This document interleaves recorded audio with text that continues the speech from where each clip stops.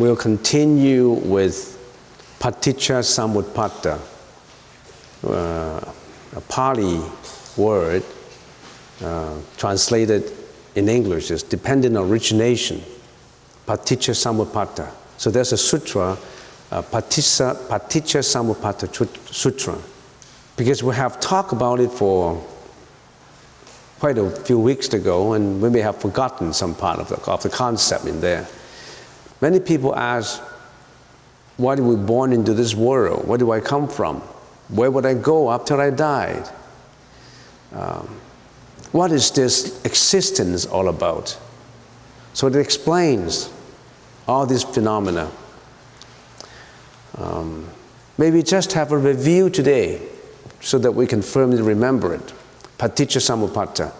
The first one is, look at the Pali side, avijja paccaya sankhara. Usually they chant it out, avijja paccaya sankhara. They chant it out. But right now we don't have to chant it out. Avijja paccaya sankhara. It means dependent on ignorance, volitional reaction arises. I go through 3 because 1, 2, and 3 explains the past. 4, 5, 6, 7, 8, 9, 10 explains the present. And 11 and 12 explains the future. So you can explain Paticca Samuppada in 2 ways. One is a sequential time interpretation. The other is a cyclical interpretation. You can, in other words, you can explain it from the perspective of time. You can also explain it from a perspective of space. What is this world made up of? Time and space. So to explain life, the Buddhist teaching is not using a God concept to explain life. Life is not created by a creator. Life comes about through causality, causation. So this explains the existence of life in a series of flux of transient series. So avijja paccaya sankhara is dependent on ignorance, volitional reaction arises. Number 2, sankhara paccaya vijnanam is dependent on volitional reaction, consciousness arises. 3, vijnana paccaya nama rupam, dependent on consciousness, the mind and body arises. The first one is because of ignorance, dependent on ignorance, because of ignorance, volitional reaction arises. Volitional reaction, that means because of our ignorance, our senses correspond to all environments. Our eyes correspond to sight, correspond to all matters, ears to sound, tongue to taste, nose to smell, body to touch. All our senses correspond to our outer environments, and we act accordingly.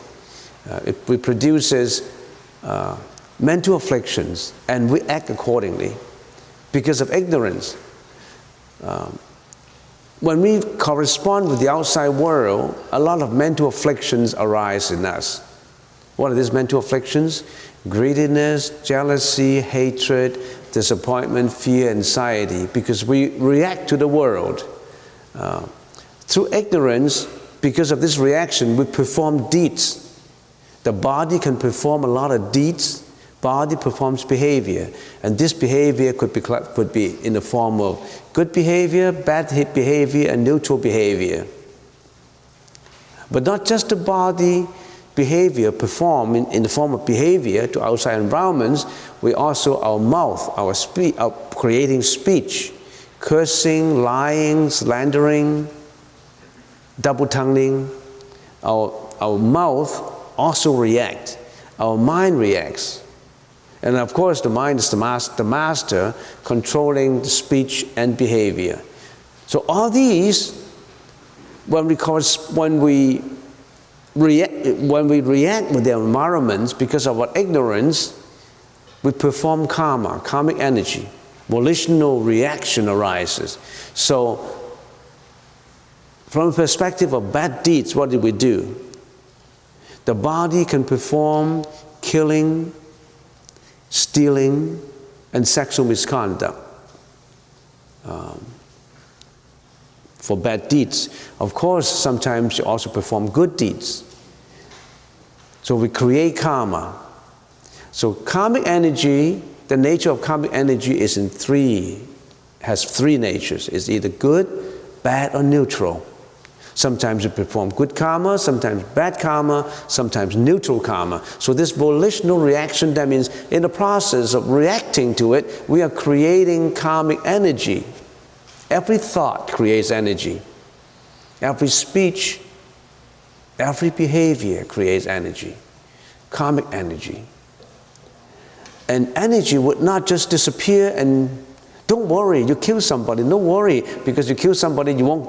If you never get caught, it does not matter. No, it matters, because you already have created the karmic energy, the energy of killing, of destroying the life of another sentient being. You lie, you think nobody would know about it, but you create the energy already. And just look at it scientifically, according to the conservation of energy, energy never just disappears. They may change form, but it never disappears. It never disintegrates into nothing. It may change form.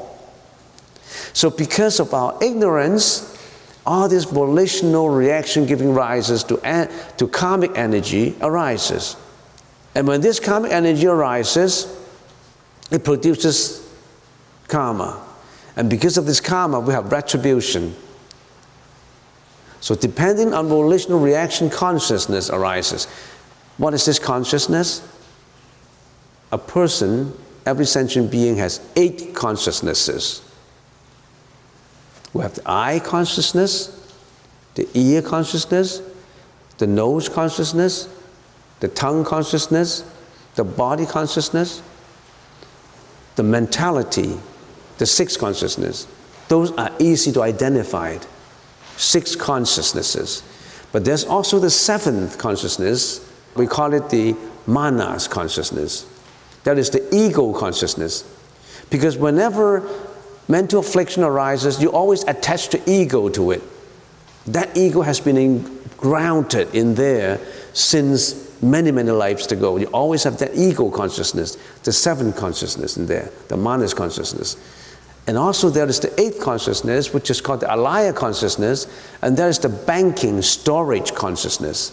So in other words, all these consciousnesses create all these volitional reactions, and when you die, you mean nothing retained? No, it would store in the alaya consciousness, a Sanskrit word meaning banking, storing all the seeds, storing everything in there. It's just like the disk drive in your computer. There are a lot of programs in the computer. There's the keyboard, the front end of the keyboards, like the front, when you key in information, is the keyboards. And then it goes to the program. More or less the program is the 6th consciousness. And the keyboard is more or less your senses, your eyes, your nose, your ears. It gets into the programming and then it will react. When it reacts, it stores immediately into the disk drive. It wouldn't get away. So for everything you've done, there's volitional reaction to it, and it gets all stored in the consciousness, in your consciousness. We call it the alaya consciousness, one of the 8 consciousnesses. Now, number 1 and number 2, we can say, we can ask another question. Where do we come from? How come I get born into this world? By examining number 1 and number 2, you may be able to get the answer.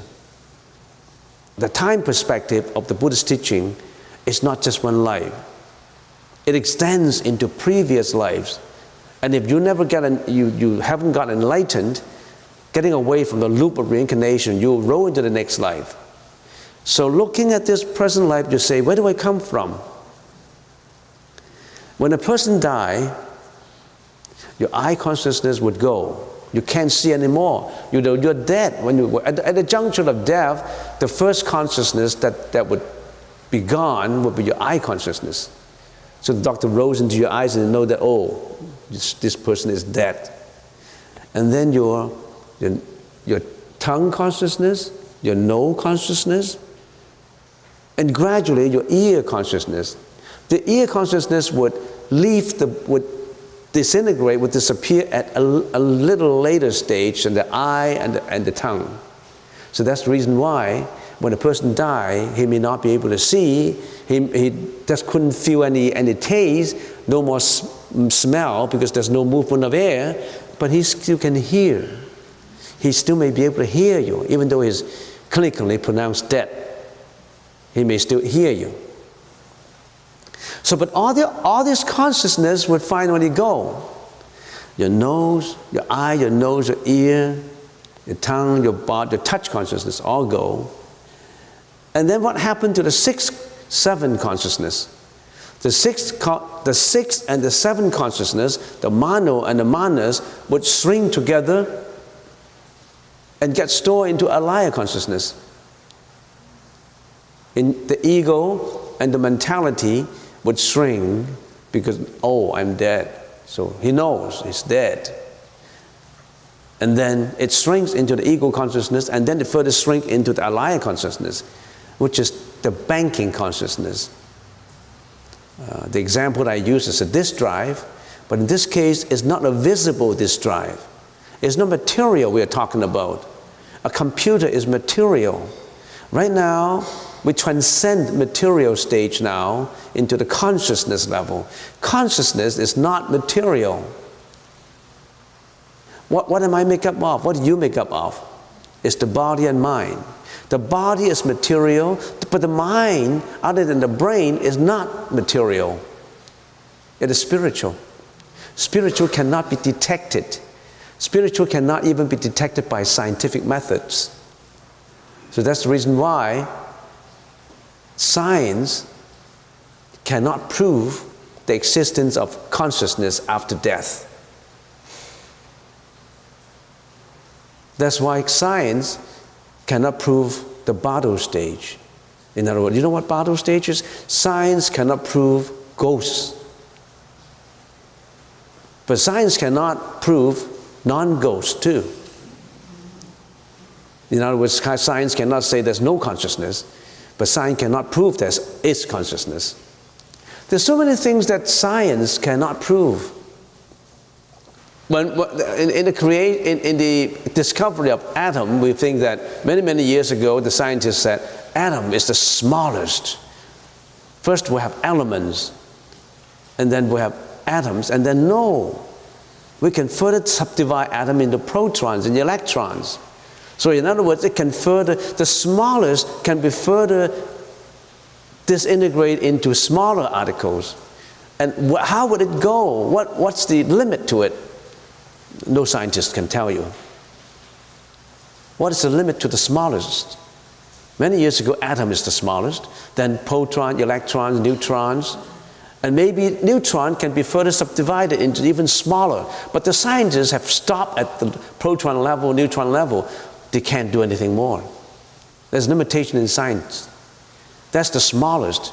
So the scientists cannot determine what is the smallest, because there's so much more to do. And then we say, can the scientists determine what is the largest? No. What is the largest? Thousands of years ago, we think that this world is the largest. When we were in China, many years, thousands of years ago, we thought that, oh, China is the only state, it's the only place in the universe. And then there's the discovery of North America. So in other words, it's larger and larger. We discover more and more. And then before we land that rocket onto the moon, we thought that this Earth is the largest. Now, no, this galaxy. How many galaxies are there? Galileo, many years ago, he invented the telescope, and he told everybody that this is not the only world. There's a lot more in outer space. So what's the largest? There's no end to the discovery of the largest. So you're telling me what is the beginning? What is the end? There's no beginning, there's no end. But when we explain life existence, we like to simplify it. We like to simplify it so that people can understand it. So some people will say, you are created. There's a creator that created you. It's that simple. You were created. The whole world was created by one creator. But can you give a simple answer to such a complicated question? You are created? But many people believe in it though. They believe in I'm created. Our forefathers were created. It's just like, what's the largest and what's the smallest? You were a consciousness before this body. And somehow, a man and a woman come together to make love, for example. And then you zoom into the mom's body to form the embryo, to form that, we call it the third one, mind and body, nama-rupa. That means out of causality, there's a man and a woman coming to have that relationship, and you are in a bardo stage. Your consciousness is at a bardo stage, which means that your consciousness is roaming about, do not know where, because the consciousness used to be attaching to some material before. It attached to your body before. It clings onto your body before when you were alive, and now it does not have someone to cling to, it does not have a material to cling to, it is in search of something to cling to attach to. We're always attached to material, you know. We're not comfortable when we're not, because we've been so much used to attaching to some material that we're not comfortable when you're not attaching to anything. It's just like our mind have been so ignorant that we attach to material. We want fame, we require fame, reputation, money, a mansion, good clothes, beauty, money, everything we want material. We are living in a world of materialistic world. We like to attach to material, right? We're so much used to it. We started that when we were a baby. And now you don't, all of a sudden, when you die, you only have a consciousness. You're not comfortable with it. You're always in search of something to adhere to. But you can't just go into any material, because according to the theory of causality, there must be something that relates you to the material. Here's a man and a woman making love, and you're in that bardo stage. And what is the definition of making love? A fusion of a spermatozoa and an ovum. Zoom, fuse together. That forms the first material of a baby. We call it nama-rupam. And whenever there's a fusion, there's a light. We may not be able to see it. A fusion gives out energy too. And what is energy? Energy is light. It's just our eyes cannot see all kinds of energy. We can only see crude energy. I can see the light now. I can see two bright lights shining on me. These are crude lights. Human eyes are so limited. We can only see crude energy. You know a bumblebee? A bumblebee can see much finer energy than we. A bumblebee is hovering around the petals of a flower. The flower gives out the energy. It knows where to suck those pollen. We don't know. Not just bumblebee. There are many, many other animals that have much finer, detection of energy than us. This is just common sense. So this fusion of a man and a wife produce energy. And that energy produces light. And this consciousness have a special feeling of that. Why? Because in previous life, this consciousness were familiar with the man and the woman. That man could have been the granddad of this consciousness. That woman could have been the daughter in many lives ago of this consciousness. They always have some causality that tie them together. That man, this consciousness here, that man owed $6 million and he has to repay him. And this, he has to repay her with $2 million. They have some unfinished business somehow. They have some unfinished business. They zoom into the body and form the namarupam. And we call it, dependent on consciousness, the mind and body arises. What is mind and body? That namarupam. Namarupam is the first material inside the body, or we call it the embryo stage.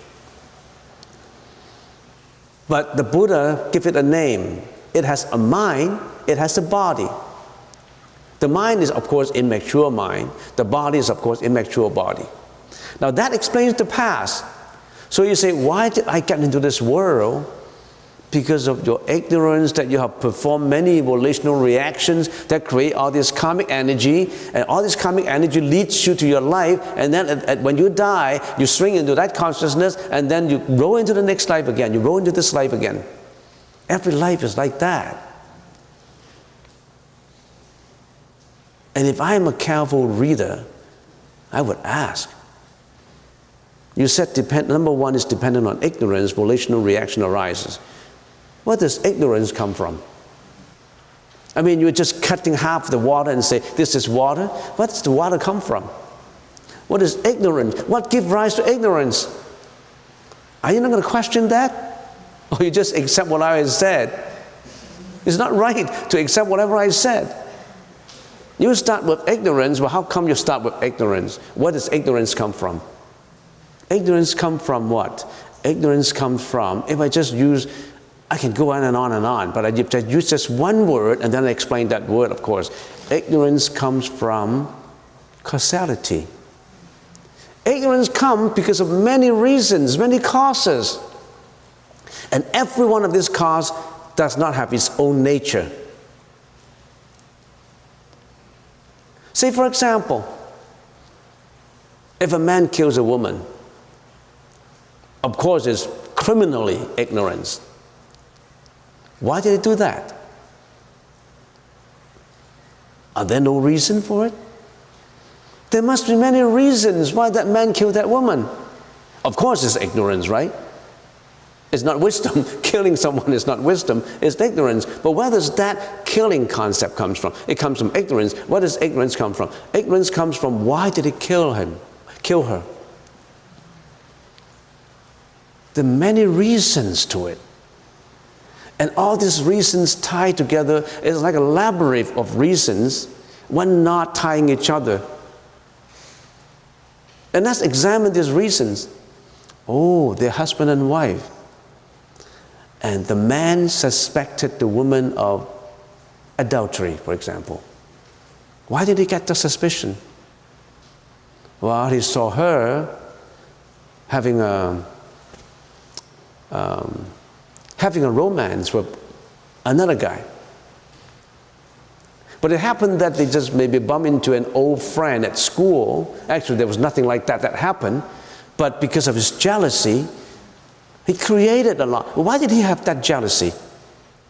Because at young age, he was brought up that way.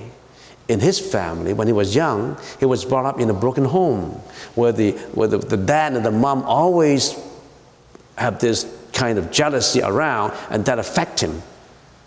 And the reasons can extend on and on and on. How did you identify the first cause, the first reason? So don't say that, what is the first cause of ignorance? You can't identify the first cause of ignorance. Because we always believe in, what is the beginning of that cause? What is the beginning of ignorance? If there's a beginning, there's an end. It's illogical. There's no beginning. There's no starting point and there's no ending point. Spring, summer, autumn, and winter. Which one starts first? You tell me. Spring starts first? Preceding spring is winter. If there's no winter, there wouldn't be any spring. So which comes first? In the Niagara Falls, I used to go down there with raincoat, and at one time I was thinking, the water that's coming down, how did it come about like that? Where did the water come from? Does the water originate from the mountain up on the hill, and then this fall happened? Where did the water come from? The water from the crust of the earth, the humidity, and then where did the humidity come from? The humidity come from the rain. Where did the rain come from? The rain from the cloud from the sky, and all this evaporation comes from the water in the ocean. It's a loop. How can you identify the first reason for it? You can go on and on. Ignorance comes from causality, comes from many, many reasons of which there's no beginning. You can't identify the beginning. Yes, you can, only when you transcend temporal wisdom.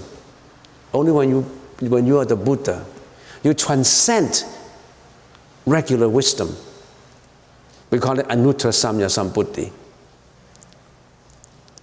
Because using our mind now, which is a polluted mind, we're not in a position to find out that. Because our mind is already polluted. Our mind. It's because our polluted mind, our polluted consciousness that reincarnate into this world. Only when our mind is free from all these pollutants will we be able to know exactly what happened before. And many of the Buddhist disciples ask the same question. Oh, Bhagavate, I want to ask a question. Where did I come from? I want to know the first cause. Am I created? If I don't know the first cause, I'm not going to believe in you, because really I want to know where I came from. And the Buddha always gives this parable to explain it. We call it the parable of poisonous arrow. You like to know about the parable of the poisonous arrow? Shooting arrow. There was a man at the crossroad. It's good to repeat and think about it. There's a man at the crossroad, and then one was traveling on the crossroad, and suddenly an arrow was shooting from somewhere and hit his chest. Not directly into the heart, otherwise he would be dead. Hit into the chest. And he was wounded, seriously wounded on the road. And everybody was flocking on to him and said, what happened? The man was seriously wounded by the arrow. The parable of this is that arrow is the world. It's coming to the world, getting all this suffering. He was seriously wounded by the arrow. And everybody was coming up and see what happened. And one guy said, where did the arrow come from that got into this man's chest? Another guy said, how come the arrow is come from that way or this way? What's the arrow made up of? Is it made up of wood, of metal? And if it's made up of metal, what kind of metal? Is it copper? Is it just a piece of stone? They find out the source of the arrow. But the most important action to do is not to find out where the arrow is coming from. The first is to rush him to the hospital. Get him cured first. Otherwise he'll be dead. You ask too many questions. You want the first cause. You want who created the world, who created you. You ask all these questions of which your polluted mind is not in a position to know. And you ask too many questions, you're dead. You can't save the man anymore. The first is to rush him to the hospital and to treat him. In other words, you follow the Buddhist teaching and the practice to cure yourself, to purify your mind first, and once your mind is all purified, you are in a much better position to know why. So 1 and 2, I explain 1 and 2. 1 and 2 explain the past and a little bit of the present. Why am I here? While I grow, I become the mind and body in my mom's womb, and then developing of the embryo, then I come out, and then I cling to the world, I attach the material, I create a lot of karma, and then when I died, I became shrink into the light consciousness again and roam about and finding another attachment, and then I see another fusion, I get into there again. So we've been rolling that. We've been changing our form, but we haven't changed our consciousness. We've been in the row of existence, rolling into different hotels. 5-star, 2-star, 4-star, bed and breakfast. Only bread and breakfast, no dinner. Well, they're like that. They're hotels like that. The 5-star presidential suite, you roll into a presidential suite, oh, you enjoy everything in life. You roll into a 3-star at worst, you roll into a bed and breakfast, you can only stay in the morning. So you roll into all different hotels, but who roll in there? Who check in and who check out? You yourself. You check in and check out yourself. Nobody else. But you're changing your hotel. You're changing this body. This body is a hotel. You think this body is permanent? No. It's just a hotel that you're entitled to. Who give you this hotel? Nobody gives you this hotel. You book it yourself. You create your own destiny. You did a lot of good things in your previous life, you got a good hotel in this life. You get all kinds of bad things in your previous life, you get a bread and breakfast. May not even have breakfast. You're on the road, a sleeping bag in a tent.